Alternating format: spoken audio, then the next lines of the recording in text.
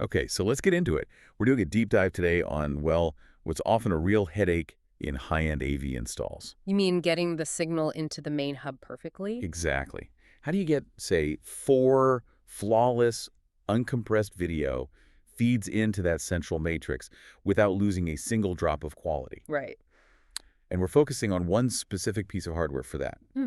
the Blustream PRO-IN4HAB input board. It's built for their custom Pro Matrix hub. Yeah, it's basically the front door for all your sources, so that signal integrity has to be, absolute from the get-go. And our mission here is to really unpack how this board handles those incredibly demanding signals. It's a modular unit, which is nice. I mean, it's got these quick-release fittings, so installation is simple, but that's not the real story. No, the real story is the sheer amount of data it's built to handle. Hmm. I mean, when you're looking at a pro-level matrix, what's the first spec that really separates the good from the great? It has to be that raw data rate. It has to be. And this board supports the full HDMI 2.0 18 gigabit per second spec. And that 18 gigabit ceiling, that's what gets you to the good stuff, right? That's what gets you to 4K UHD at 60 frames a second with, and this is key, 4.4.4 color space. Okay, let's pause on that. For anyone listening who isn't deep into video engineering, what does 4.4.4 actually mean for the final picture? Think of it like a raw photo file, but for video. You're getting 100% of the color information. There's no compression, no shortcuts. So a lot of other systems might use something like 4.2 point there to save bandwidth. Exactly. They throw out some color data to make the signal smaller. With 4.4.4, what you put in is exactly what you get out. It's critical for HDR, for fine text on a screen, just for pure visual fidelity. And of course, it's got the HDTP 2.2 security, which you absolutely need for any protected content from, streaming boxes or Blu-ray players. So not routing anything without it. So we have this perfect input signal, and those 4 HDMI ports can be routed independently to any of the video output cards in the matrix. But getting that 4K 4.4.4 video in is only half the battle.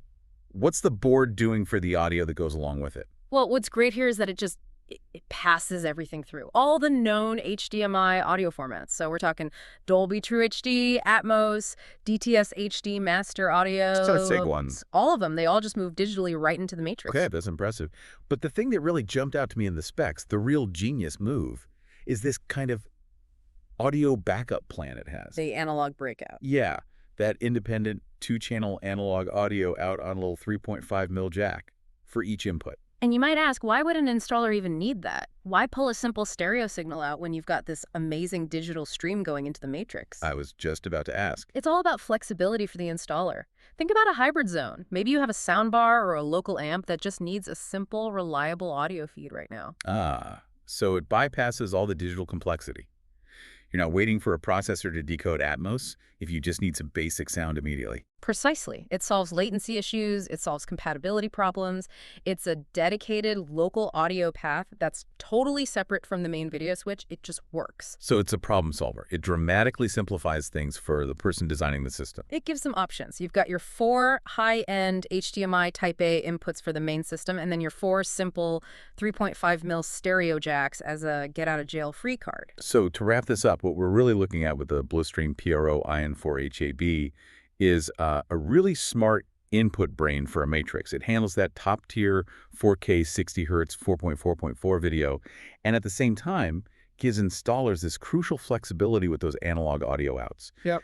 And this kind of modular performance, it runs about $544, comes with a 5-year warranty, which is pretty solid. It really is. It sets a very high bar right at the entry point of the system. But, this raises the biggest question for any professional installer. Okay, so you've just fed these massive 18 gigabit signals into the hub perfectly. Now what? How do you push that giant signal over long distances? When you move it through HDBaseT or you convert it for AV over IP, where do the compromises and the technical barriers start to creep back in? You solve the input, but the output, that's the next big hurdle.